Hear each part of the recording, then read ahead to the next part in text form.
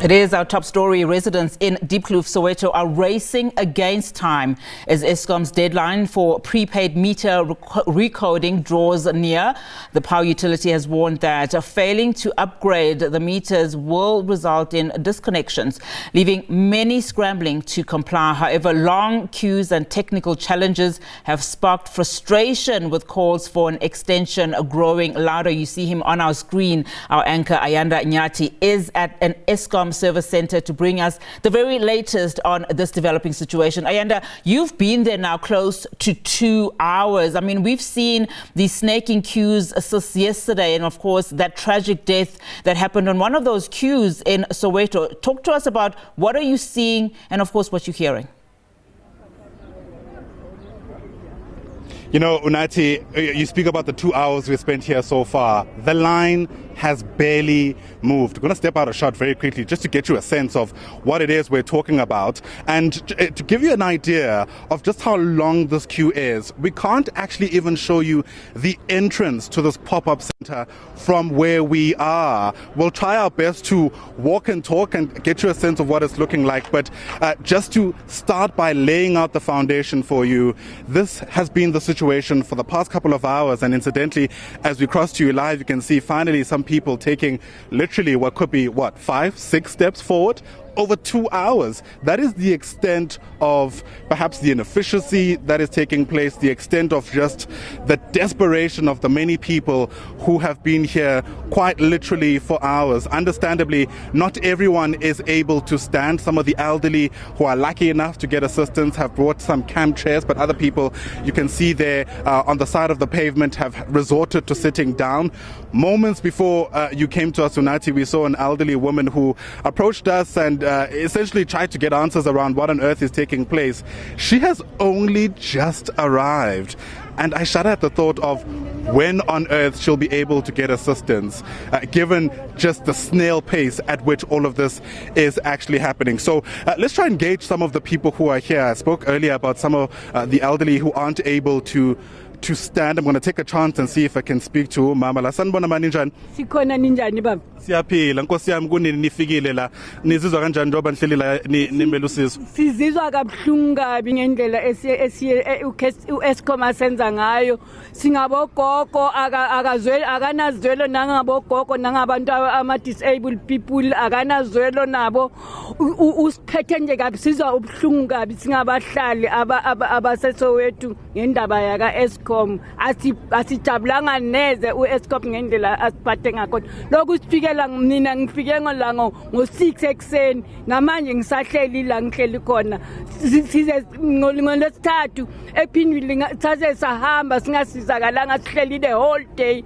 uEskom sicela ukuthi asizwele singabahlali baseSoweto. Uma benichazela ma ukuthi amamitha wenu kumele no upgrade, kuyazwakala kunina, ni understand ukuthi yini le into abayisho?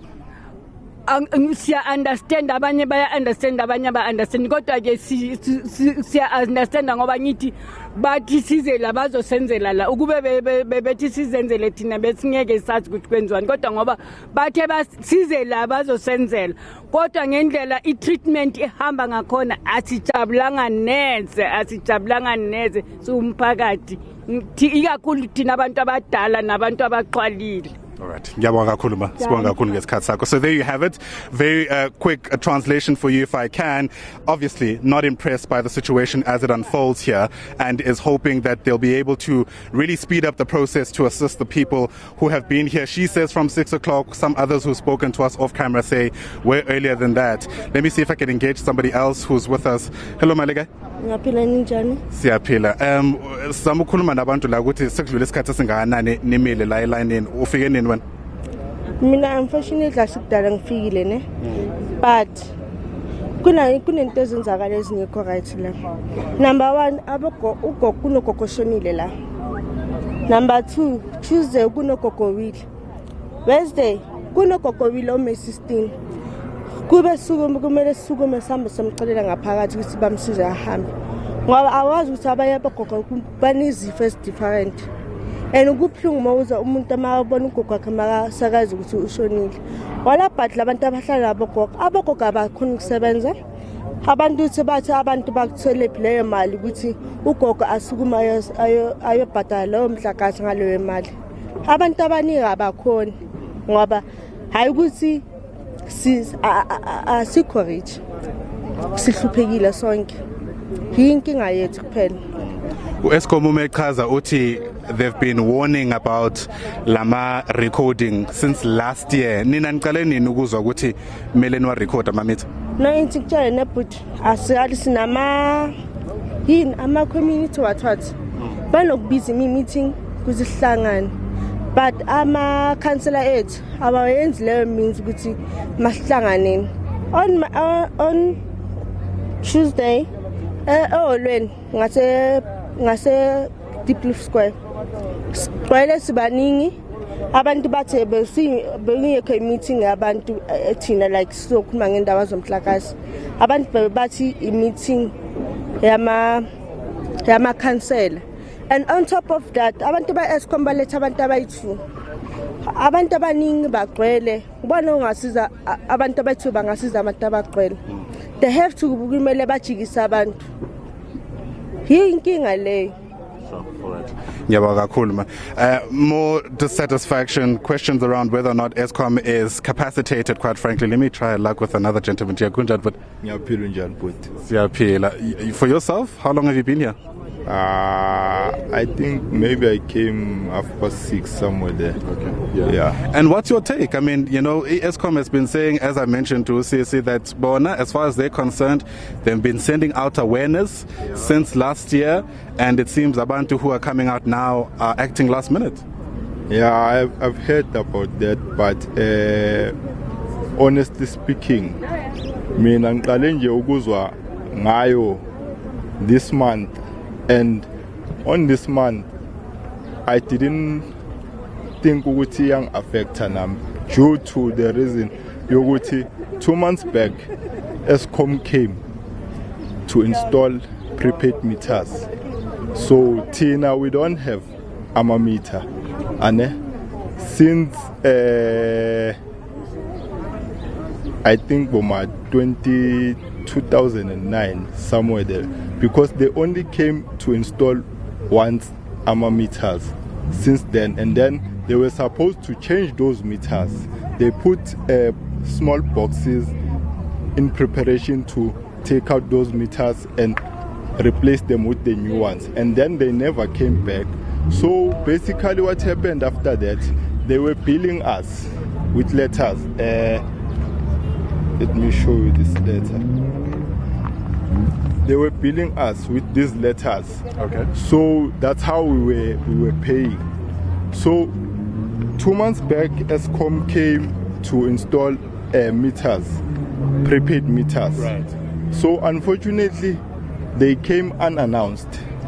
So some of the community members were dissatisfied about them just coming in and say we are installing meters now. So we reached a consensus with Eskom that they will come Monday, because that day it was Friday. So Monday they never came back. So as things stand, do you have a prepaid or a prepaid meter, or are you still being billed by Eskom? I don't have a prepaid meter. Okay. Yeah. All right. Well, I mean, at the risk of causing more confusion, most people who are here, actually all people who should be recoding, are only the prepaid customers. Yeah, but yesterday I heard the minister saying that even if you don't have a meter, you are still affected. You must come here and register. He even said that they will make a desk outside for people who don't have prepaid to go to register their addresses. All right. Okay. Yeah. Thank you so much for speaking to us. We really do appreciate it. All right. So a few things come up there, one of them is just clarity around the messaging, Unathi, as we continue showing you the rest of this line. I mean, I have a really, not a sneaky suspicion, but a really strong suspicion that some of the people here possibly don't need to stand in this line, because frankly, there is no need to. We've been told it's prepaid customers, those with I think it's called the standard transfer specification meters, that need to come through and ensure that they have essentially updated the software which was installed back in 1993 and is going to become inoperable, at least these devices, by Sunday of 2024.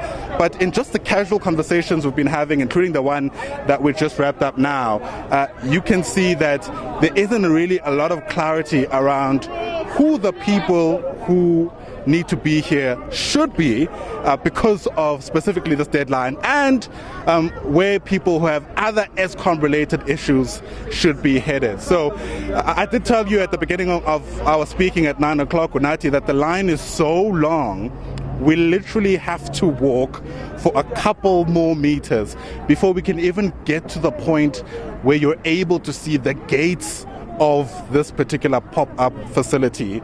As I mentioned, it's an issue that Eskom has been trying to raise, they say, since August of 2023, so August last year.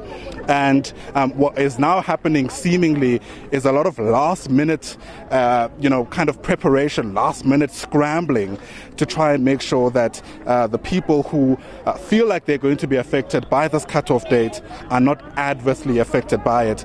The last gentleman we also spoke to make mention of the electricity minister. Hossein Ramokgopa was here yesterday. He made a whole range of promises, including the fact that he'd ensure that there are sanitary facilities, especially for the elderly, to be able to, at the very least, use the toilet, but also ambulances, because in many instances, sadly, we live in a society where we have large populations of our elderly who do suffer from comorbidities, including diabetes, arthritis.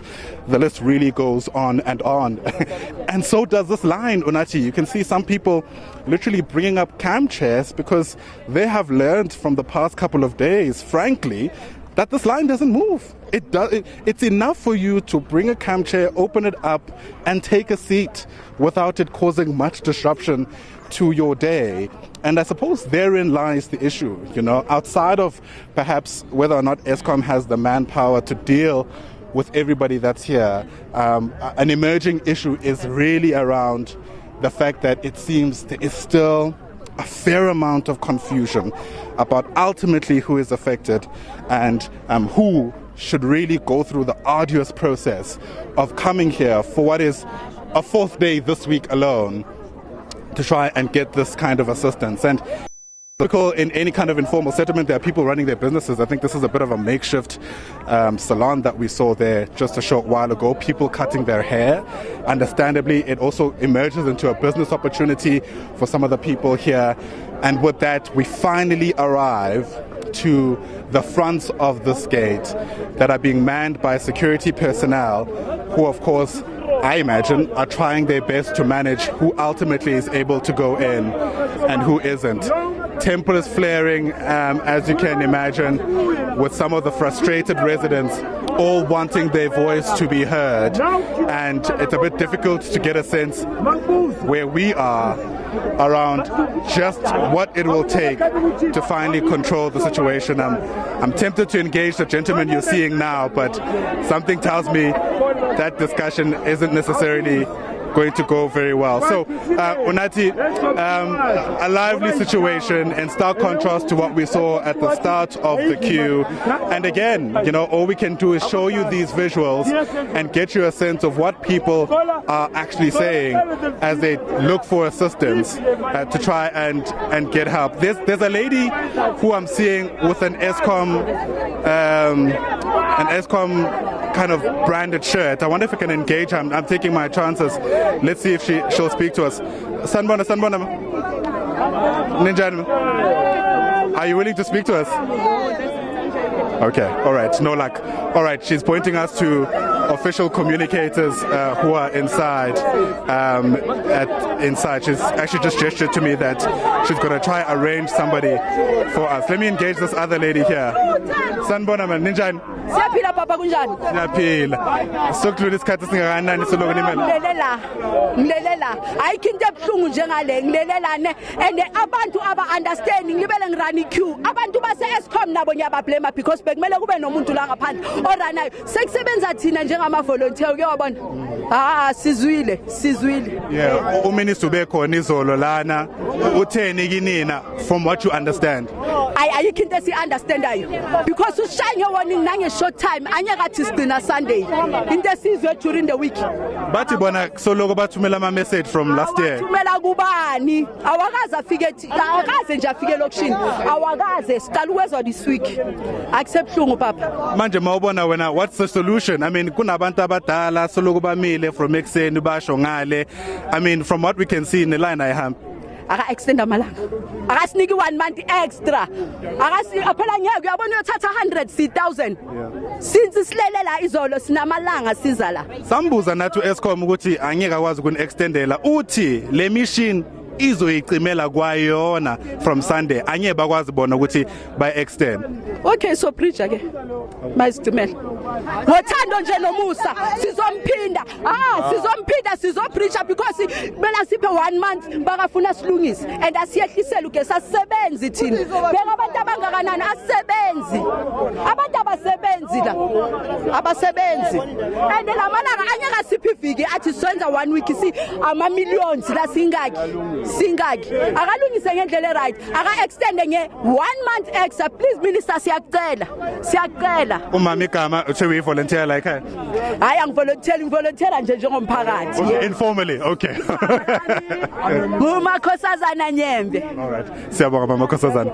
All right, there you have it. And some people will inevitably be honest, you know. It seems despite the warning from Eskom, many of the people who are here have given the power utility an ultimatum, you know.